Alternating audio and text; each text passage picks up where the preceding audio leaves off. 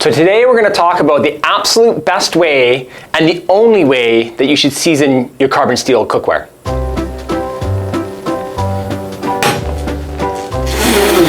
Yeah?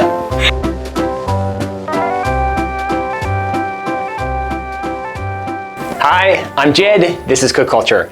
So I make a bit of a joke about being so serious about the only way and only one way to season your cookware. This video is actually about the multitudes of ways in which we can season the pan and the way in which we need to approach it. So I get asked constantly on our YouTube channel, and people that come into our retail stores and people that I run to in the grocery store, constantly people ask me, what's the one way to season your cookware? And the reality is the result is what matters. So how you get to the end of the seasoning process and have a nice hardened polymerized seasoning is what matters. There are many ways to get there. So when we talk about the type of oil, it's the big question all the time, type of oil to use, you can use almost any oil. Some oils are gonna work better than others. I advocate for using the ones that I find work better, like unsaturated seed oils, but some people really don't wanna use seed oils and they wanna use a lard or anything else than a seed oil. Totally fine. If that is what works, that works. And if you get good results, you get good results. Don't be fussed or caught up about something that's not working when it comes to your oil from your fat. If you're not getting good results, it's probably not your fat, but you can find using different fats can help. So that's why I suggest using an unsaturated oil, like a canola oil, a sunflower oil, or a grapeseed oil.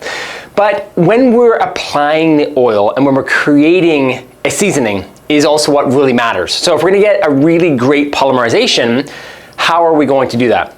So number one, we wanna heat the pans thoroughly. We wanna make sure that your pans are really penetrated, not super hot. We don't need to create smoke or really that much smoke when we are seasoning the cookware, but we do want to make sure that the entire pan is well seasoned.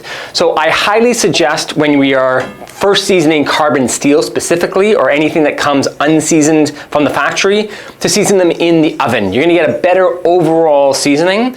If you have gas, that's gonna be second best. If you have any sort of a glass top, cooktop, like induction or halogen, or if just even a ring coil, go to the oven. You're gonna get a way better job done. But if you then are post-seasoning after the fact, you can do that on the stovetop, on any stovetop is totally fine. But how do we apply and how much do we use for it to be perfect?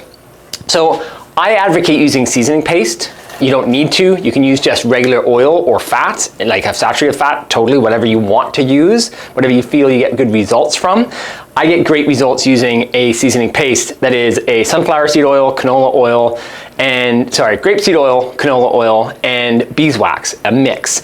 I have the way you make this on our YouTube channel. You can check out the link in the description. I will show you how to make this if you want, but you can buy this widely. It's very available in North America.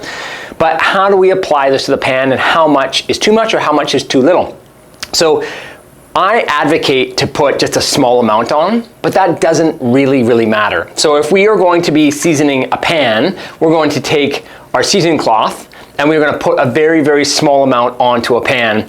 And the way in which we're gonna do that down here, we take our seasoning cloth, we apply it to a warm pan, and we just wipe that around the warm pan, just like so, and we've seasoned, and that's totally fine. There are other instructions, and there are many different types of instructions that call for putting like a millimeter thick amount of oil onto the pan. That's fine too. So if we took grapeseed oil that I've got right here, and we put it onto a preheated pan, and we put a whole bunch of oil on that pan, and we're gonna just let it sit there and cook on, that's gonna be totally fine too. So this is just gonna cook and cook and cook and cook. This will be a bit wasteful. This oil that we're gonna have here that's going to just cook away on here is going to get discarded, but this is going to season this pan. And we can go up the edges a little bit with that oil, and that is 100% fine too. There are other methods that I have also shown on this channel where you're gonna use salt and potato skins with the oil method to help lock in that seasoning. Really what that's doing is mimicking cooking. So what I'm doing here is just cooking quite a bit of oil onto this pan at a medium heat with really no smoke. There's a tiny bit of whisper of smoke coming off of here, but really nothing. Then I'm going to just go to start cooking. I'm going to cook some onions. I'm going to cook some, potatoes. I can be cooking some peppers or whatever. Mostly if it's a new one and a new season, I'm not going to go into something that could be more sticky, like doing eggs or some sorts of other proteins, some meats. I'm going to just do something that's really quite simple, that's going to create quite a bit of volume in the pan, like chopped up vegetables. So that will then start to darken and brown the seasoning. So as you can see, this seasoning here is much less developed than this seasoning here. All this is that it's been used many, many more times. This pan has been used 10 times more than this pan. As you can see, these are identical pans. I have two of the same pan. I use this one often. I hardly use this one here.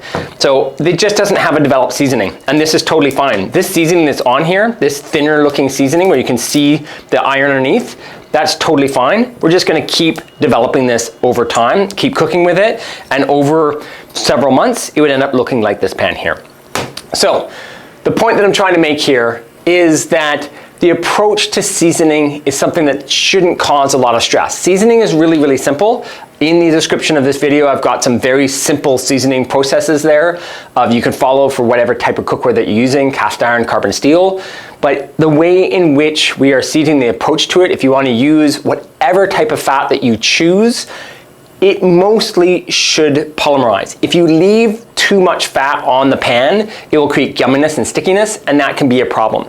One of the reasons that I say olive oil doesn't work very well is because it can create gumminess and stickiness from the fruitiness and all of the thickness to really high quality olive oil. If you use a really thin olive oil from like Costco or that sort of thing, it can work just as well as grapeseed oil. So it's not so much olive oil doesn't work well. Different oils work better than others depending on how they're made up.